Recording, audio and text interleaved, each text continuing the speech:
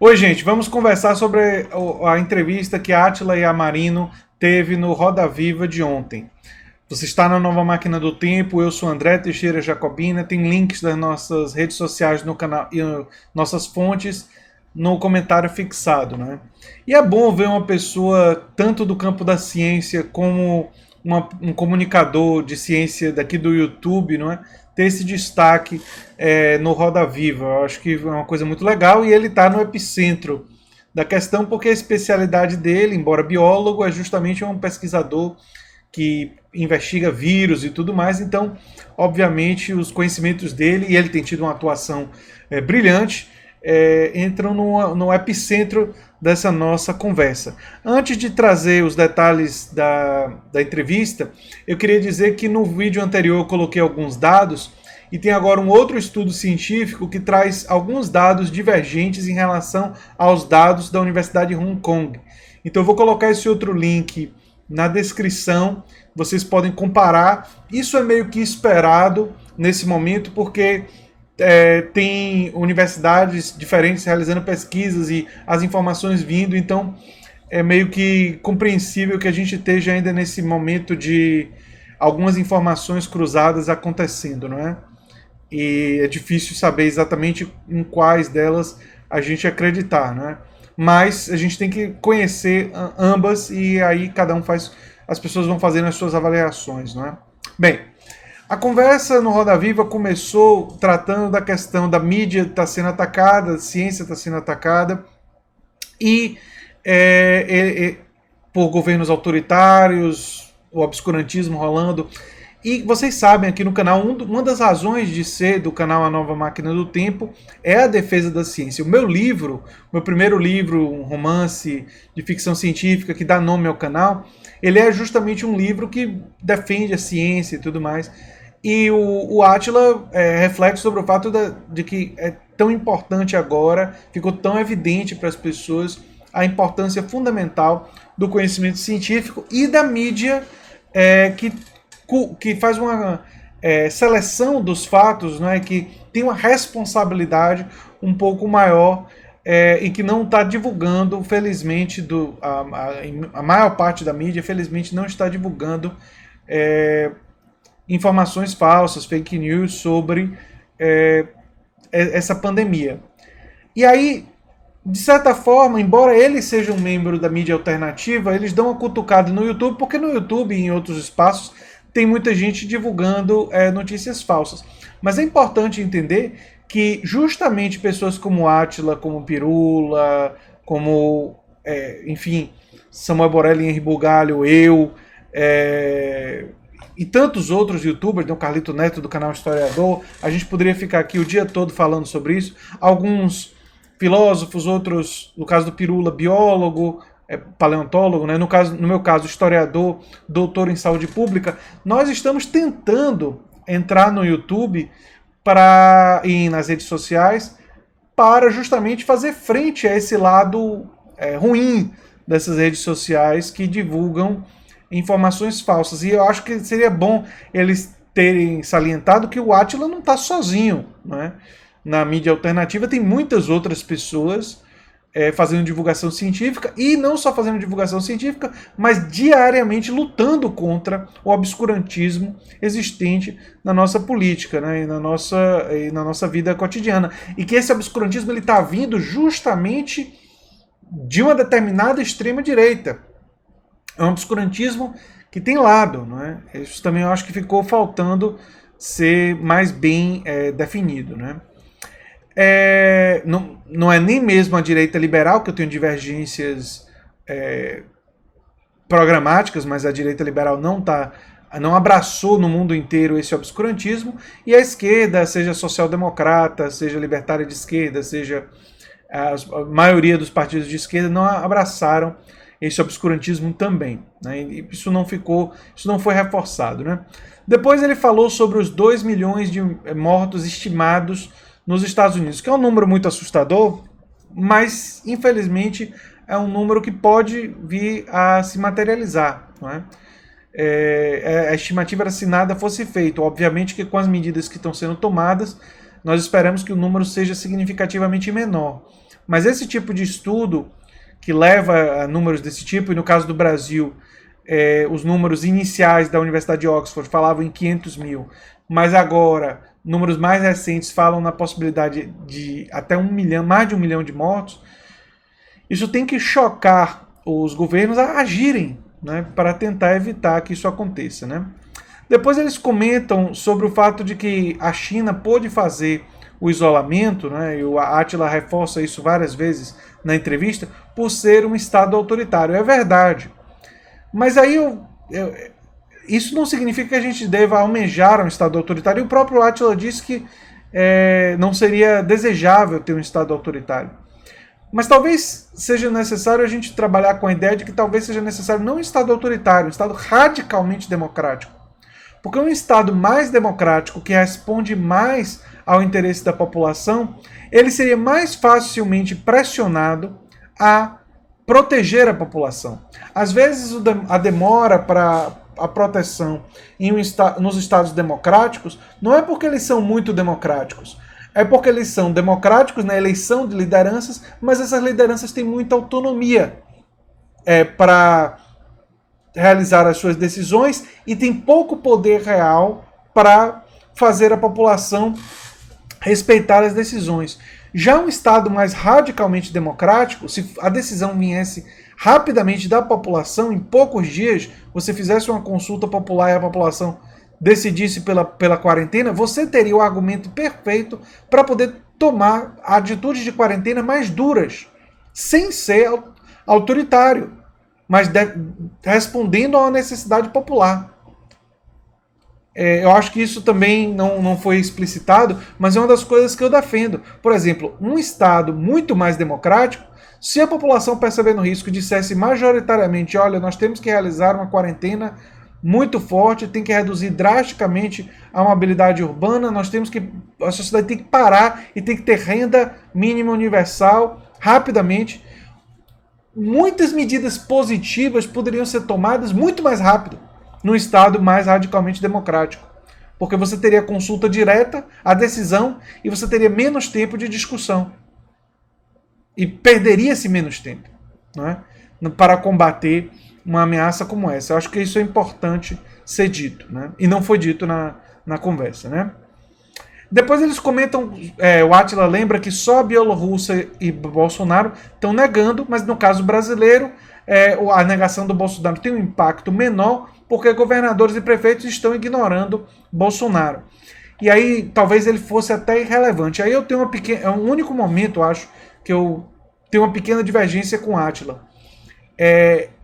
Embora os governadores e os prefeitos estejam ignorando e atitudes de quarentena estejam sendo tomadas, isso não torna o Bolsonaro irrelevante em termos do perigo que ele está provocando para a população, porque a palavra dele influencia um setor da população brasileira, e esse setor da população brasileira está circulando mais. Fez carreata, foi à rua de carro, se protegeu, não está se expondo tanto, o que mostra até um certo egoísmo, porque fala para os outros se exporem e não está se expondo, mas está caminhando e pressionando a sociedade na direção da exposição.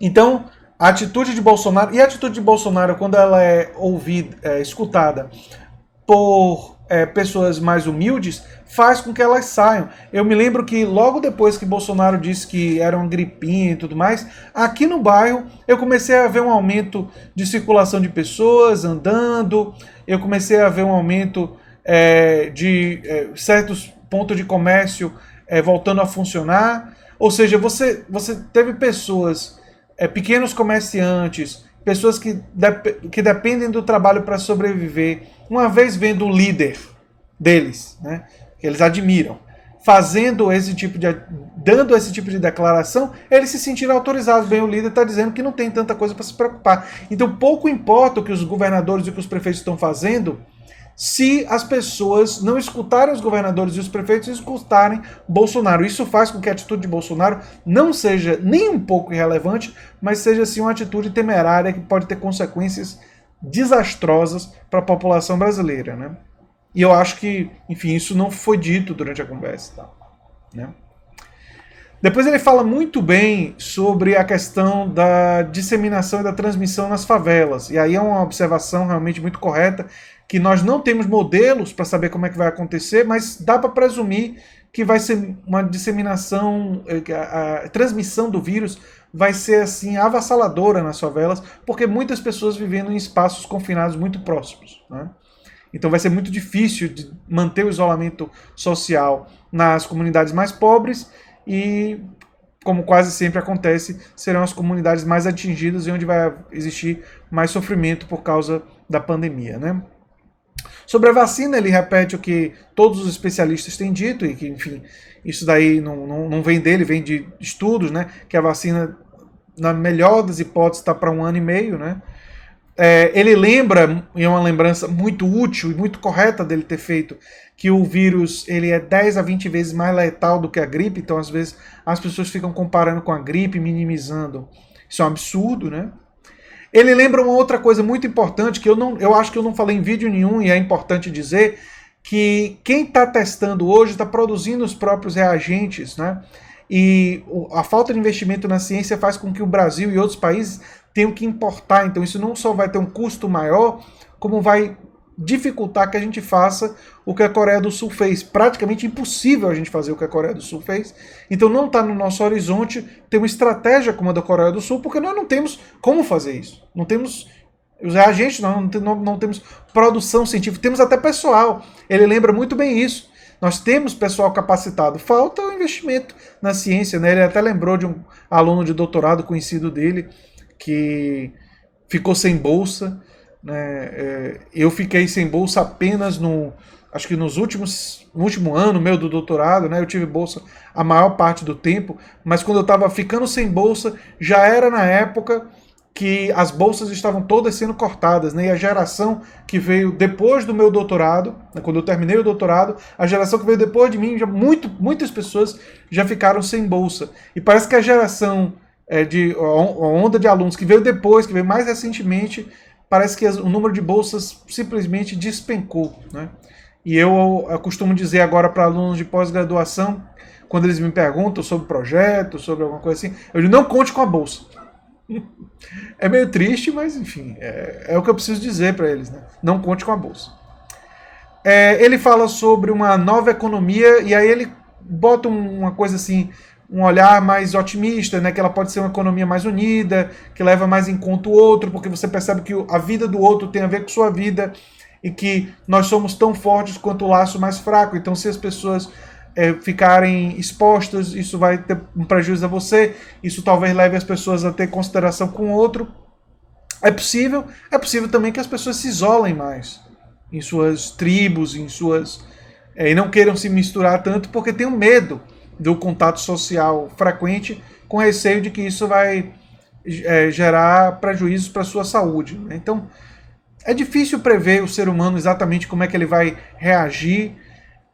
O que está claro é que, do ponto de vista econômico, as receitas neoliberais e o receituário neoliberal é um receituário falido para o mundo que nós estamos vivendo hoje, e provavelmente para o mundo que nós vamos ter no futuro próximo, né?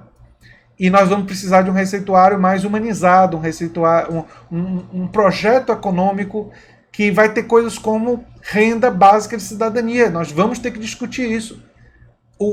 A situação do emprego no mundo já está caminhando para isso. Nós vamos ter que ter isso para não ter tanta gente pobre, para não ter tanta fome. E a própria atividade comercial e a atividade, não é nem de emprego, mas a atividade para gerar renda, né?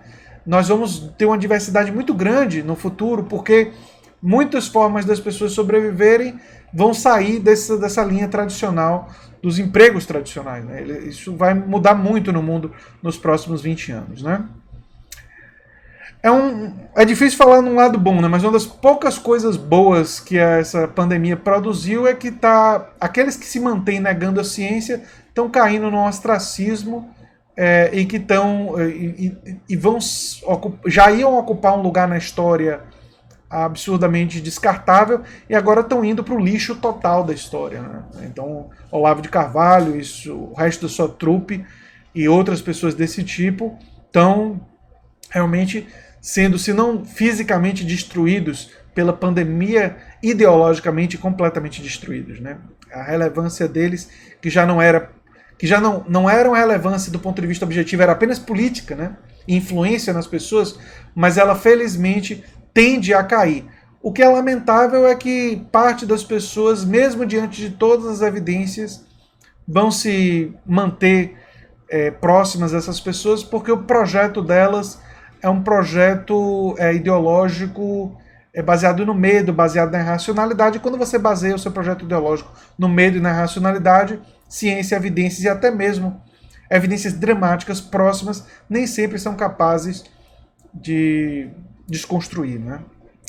Depois ele fala sobre a expressão vírus chinês, e ele não só nega isso do ponto de vista científico, que a gente já sabe que evoluiu de forma natural, né? Todas as evidências apontam para isso, mas o estigma, ele favorece a disseminação e a transmissão do vírus, porque qualquer cidade agora que e as pessoas que verem esse tipo de estigma existir vão dizer, a gente não vai querer admitir que isso está acontecendo com a gente. Então é fundamental não ter o estigma para estimular as cidades, as pessoas, as comunidades a não mentirem, a não quererem ocultar, como inicialmente parece que a China tentou fazer, mas rapidamente isso se tornou inviável e a China teve uma atitude bastante dura que acabou contendo o problema lá.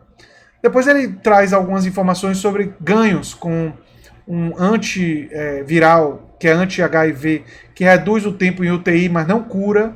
Então, enfim, é uma notícia boa, que tem importância, por reduzir o tempo das pessoas na UTI. Vai produzir mais leitos e isso é fundamental, não é? Porque as pessoas saindo, o leito vai ficar vago para outras pessoas poderem entrar, né? E ele fala uma coisa que eu acho muito interessante, que a ciência às vezes é fácil reduzir investimentos e não ver a perda no curto prazo, mas fica evidente em situações críticas.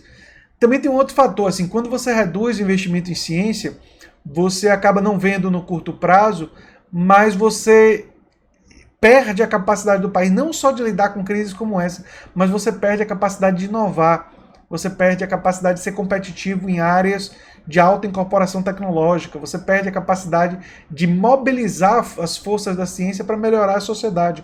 Então, investir em ciência e usar a ciência para orientar as políticas públicas e para orientar a ação estatal deveria ser um objetivo fundamental dos governos, dos estados nacionais e das pessoas em geral.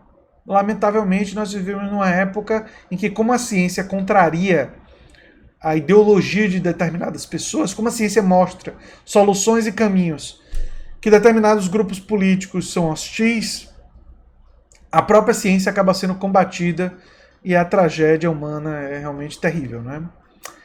Ele ressalta, eu quero aqui dar um grande elogio ao Átila por isso, a importância das ciências sociais, né? A minha área de origem, eu sou da história, fiz mestrado em história, fiz meu bacharelado em história, enfim. E ele fala sobre as ciências sociais trazerem dados sobre população, em termos de condição de vida, mobilidade, circulação de pessoas e outros dados importantes, fundamentais, que precisam orientar o trabalho dos epidemiologistas. E o pessoal da área de saúde coletiva já sabe há muito tempo que as ciências sociais são fundamentais para você operacionalizar estudos epidemiológicos. Você não é chamada epidemiologia social, ela trabalha justamente com isso, porque reconhece que o dado biológico não pode ser divorciado dos dados sociais e econômicos de condições de vida onde a população vive de fato, porque eles interligados é que dão as informações que a gente precisa para poder construir políticas públicas, não é? Ele fala então sobre em um determinado momento que ele não quer obrigar os médicos à escolha cruel de ter que escolher a pessoa que tem mais chance de sobreviver para ela receber o ventilador, porque isso é uma coisa terrível e que em situações dramáticas vai ter que ser feita. E enfim, é uma coisa que ninguém quer, nem para os profissionais de saúde, nem para a sociedade em geral, lidar com um trauma desse tipo, né? E depois eles discutem muito esse novo mundo, e um mundo que até o final desse ano provavelmente vai continuar lidando com essa diminuição de circulação de pessoas e tudo mais, e pelos próximos 2 anos, nós vamos ainda estar lidando com o impacto econômico dessa crise, com o impacto na saúde pública dessa crise, até nós termos uma vacina confiável e ela ser distribuída em larga escala, essa crise não vai nos abandonar. E os efeitos econômicos dela vão durar para além desse período, né? Mas às vezes a crise, às vezes o momento de mais dor, e aí eu digo agora com a mensagem do nosso canal, né, no canal Nova Máquina do Tempo, oferece também uma oportunidade para construir uma nova sociedade. Uma sociedade que seja mais democrática, uma sociedade que invista mais em ciência, uma sociedade que garante direitos sociais como o direito a acesso a serviços de saúde, né, o direito à saúde, que é o direito ao acesso aos serviços de saúde, direito ao acesso aos serviços de educação, né, que é o direito à educação. E aí a gente tem que expandir esses direitos para o direito à moradia com qualidade de fato, que está na nossa Constituição, mas não é de fato implementado. E eu diria até o direito a uma renda mínima, para poder garantir que as pessoas vão sempre poder comer, não vão passar fome, não vão deixar de comprar materiais básicos de limpeza, para a gente poder caminhar na direção de uma sociedade em que garante melhores condições para cada indivíduo poder desenvolver suas habilidades e poder, em troca, contribuir para essa sociedade que o ajudou a se desenvolver, né? Enfim. Então fica essa possibilidade de um futuro melhor ser construída a partir de uma tragédia. E aí, como historiador, eu lembro a Segunda Guerra Mundial. É uma tragédia diferente? Sim, sem dúvidas. Mas foi depois da Segunda Guerra Mundial que a Declaração Universal dos Direitos Humanos foi assinada. Foi depois da Segunda Guerra Mundial que na Inglaterra surgiu o National Health Service. E boa parte da pesquisa científica envolvendo essa pandemia está acontecendo justamente na Inglaterra, justamente por pesquisadores dessa área, da área de saúde, que cresceram e se desenvolveram no NHS. Foi depois da Segunda Guerra Mundial que aconteceu uma grande expansão dos direitos sociais pela Europa, no Canadá, na Austrália. E esses direitos sociais se expandiram e começaram a ser defendidos em países em todo o mundo, mesmo naqueles que demoraram para implementá-los, como o Brasil, que só aconteceu na Constituição cidadã, né? E até mesmo em países como os Estados Unidos, que até hoje tem tão poucos desses direitos, mas que tem um movimento lá progressista defendendo eles agora vigorosamente. Então, o que eu tenho para dizer para vocês é isso, é que às vezes precisa de uma tragédia. E é trágico que seja assim, mas a humanidade parece, às vezes, só aprender, muitas vezes pela dor, pelo erro, né, enfim. E aí, esses momentos podem ser, não é uma coisa garantida, podem ser os momentos que são utilizados para colocar a gente numa direção melhor. E vamos torcer para que as forças que defendem ciência, que defendem democracia, que defendem liberdade, as forças que defendem justiça social, possam encaminhar a energia dessa tragédia coletiva, humana, econômica, de saúde, de todos os sentidos, na direção de uma sociedade mais justa. Vamos torcer para que isso aconteça. E vamos lutar por isso.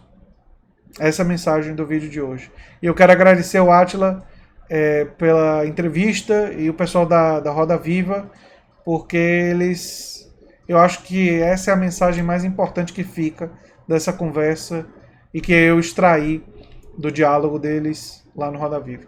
Um abração, gente, e até o próximo vídeo. Tchau, tchau.